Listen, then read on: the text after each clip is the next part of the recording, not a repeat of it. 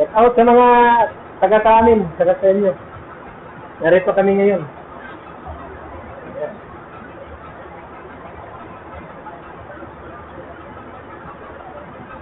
Yung decanter pump 1, nag-trip siya. Nag-trip yung breaker pag pinandar mo siya. So ngayon, pag nag-trip yun, hindi na siya gagana. Uli. Pag nireset mo naman yung trip, papunction yung breaker at saka contactor overload, hindi naman siya mag-didicant. Didicanter. Hindi mag-transfer. So, ano ang dapat natin gawin doon? Anong solusyon? Habol. Inay! Yung doktorin natin.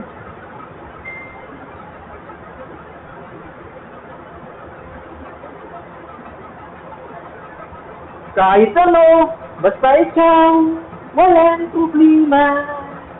Dahil ayos kong mawala sa'yo, nagmagkaraman at kong wapo.